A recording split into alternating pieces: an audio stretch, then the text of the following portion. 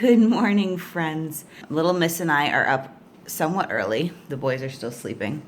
Um, so we're gonna get started on a couple things. We do need to wait for her brother to wake up before we do actually put seeds in trays, but we're gonna do some, get some seeds in the fridge for cold stratification and start some seeds. I guess we'll just get the soil prepped and then hopefully it'll be more ready to go when he wakes up. We haven't started any seeds yet. We are behind by, yeah, probably at least a month. But that's okay because our garden also is not prepped at all yet, so we can't get things in super early anyway. So it'll just be a little bit late this year. It's our first year. We're figuring things out, right? Yay, garden. You're excited about the garden, right? Tomatoes in my own garden. Tomatoes, and yeah, each kid, I think I mentioned this in other videos, each child is getting their own little section of the garden where they get to decide what they're planting in there, and this one loves tomatoes, loves tomatoes. She is one of the big reasons I'm going to plant so many tomatoes because I would like some to get into the house and not just in her belly from the garden. So she will have... Mine are probably going to go straight into my belly. Yeah. So we're going to plant a lot of tomato plants, and she's going to have some of her own in her garden. And I'm going to eat them. Eat them. We're going to get started today. We are in Zone 5, A or B, I can't remember. We're in Zone 5. We're in northern Vermont and New England. And so our last average frost date, I think, is May 12th. So we are at this point about 5 weeks out from that point. So it might be that we have to hold the tomatoes a little bit longer after the frost, but it's really not that big of a deal. It feels like it's been a pretty cold spring, so we'll see if that lasts. We just want to hold things off anyway because we don't want to plant things outside and then have them get frost on them, right? Tomatoes do not like cold. So I eat tomato. Yum. You do. All right, so we're gonna get started. We're just gonna use this organic seed starter potting mix, and we'll put a bunch in our tub. Woo! And try not to get it everywhere.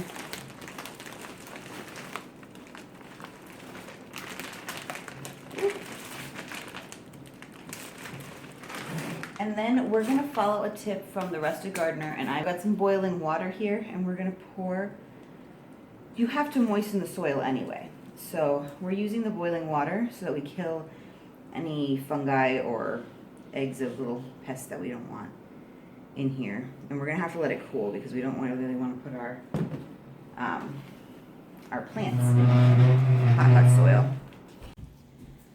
Okay, so we're gonna get some seeds in the fridge. So normally we would use like a soil or sand or something, but we're working economically right now. So we're gonna use these pre-moistened paper towels. That one ripped a little bit. That's okay because I'm gonna fold it.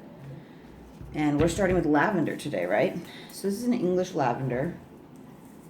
This says this is from Horizon Herbs, which is now strictly medicinal.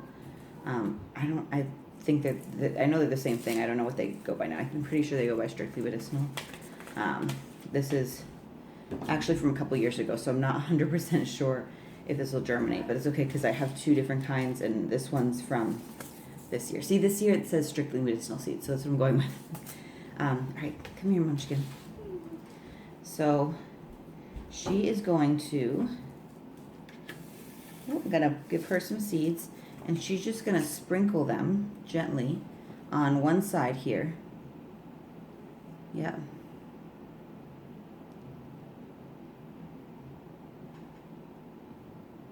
So again, this is an English lavender. It's a couple years old. We are again in Zone 5, so lavenders are not necessarily perennial here, which is unfortunate because I love them. I also got a Munstead from this year. It's supposed to be a little bit better for colder areas. Okay, so she's spread that seed. So I'm going to fold this and kind of keep them in their little moist pocket here. And we're going to put it, I don't normally like to use plastic baggies, to be honest. I try to use more sustainable items, but I'm making an exception for this. If you all have ideas on how to do like the refrigeration, cold stratification, in a more eco-friendly way. I realize the paper towels and the plastic baggies are not particularly eco-friendly. So if you have ideas, let me know. Did you want to choose a color? This is lavender, so maybe a purple. Got colored Sharpies out just for fun. I like this. That one, okay, we'll see if that one shows up. So we're gonna write on here what it is.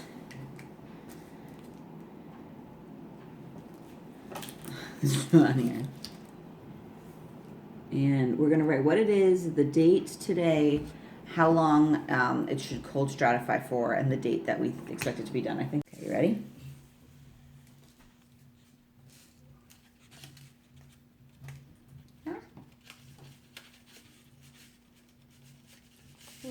There we go. All right, make sure you get them all right there, okay? So this is marshmallow. Right? She's one of our herb fairies. Mm-hmm. All right, who's excited to grow this marshmallow this year? Yeah.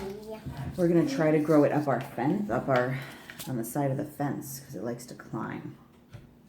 Wait. I overcome that sound. That doesn't make any sense. And it's gonna make a beautiful flower. That does not make any sense. Why does it make sense? Because I'm not her legs. They don't have That's legs. why it doesn't make sense. You'll have to see how the plants climb this year, okay? You'll have to see. Okay, lots is happening in here right now. Breakfast is being made. We are starting to eat. So we put some of these Vermont worm castings in our mix after it cooled down, so because we don't want to kill the biology, right? And then my helper here is going to come. We're going to stuff these really full with soil. So we're going to pack it in. We're going to do it over the tub. So we try to contain the mess a little bit.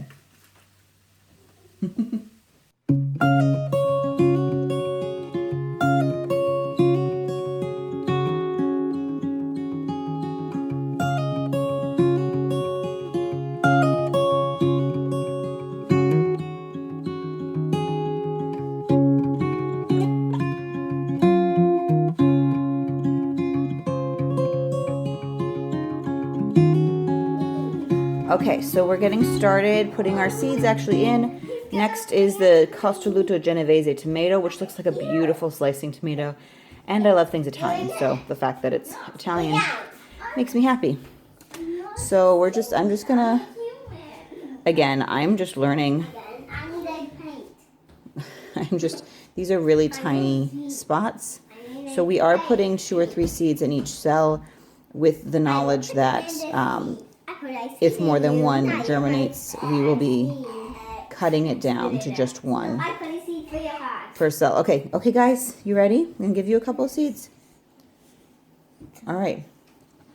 Only 2 to 3 in each little space, yes? And here, in these spaces here. Okay, you ready?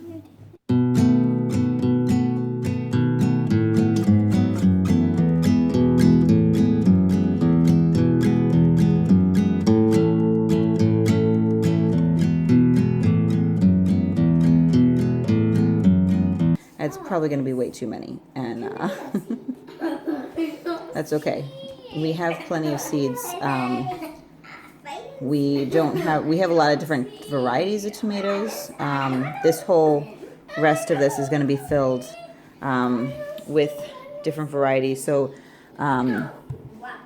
that is just very gently putting the soil back over them, and then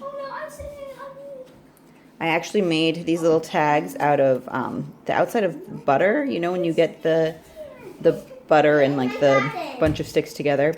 I just took that and cut that, and it's working really well. I like how it turned out. So I just labeled it, and I'm going to go ahead and stick that.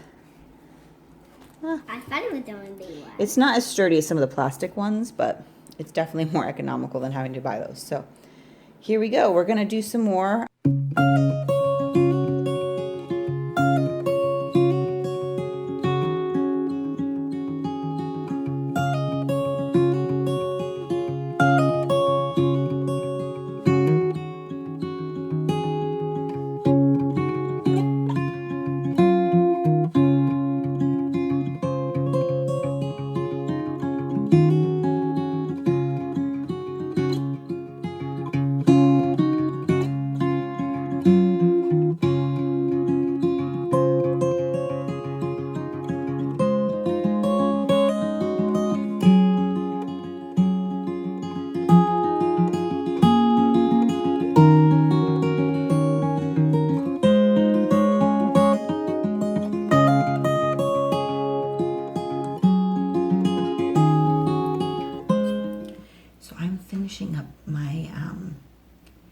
seeds starting after the kids have been put to bed, and I'm trying to be quiet because their rooms are right off of the kitchen here. I apologize for the light. I did close the curtains, which helps a little bit with the glare, but it's still a little bit glary. So this tray here is mainly, it's like brassicas, cabbage, broccoli, cauliflower, and also,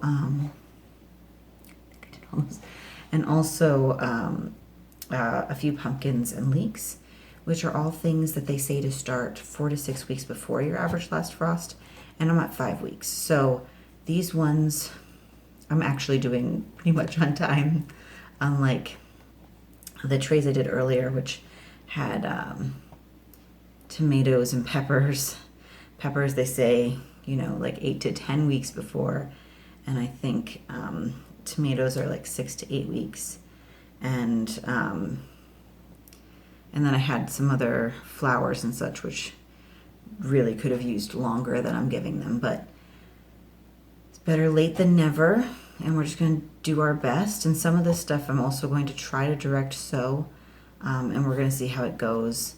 I am also going to try to prioritize when I am putting when I'm preparing the garden beds. I'm going to try to prioritize and get ones that are for cool season crops done first, and that way, you know, hopefully we'll have time to grow some of them, because some of them really aren't going to grow once it gets hot. Although I am suspecting it's not going to get hot here super fast. Again, it's our first year here, so we'll see how it goes.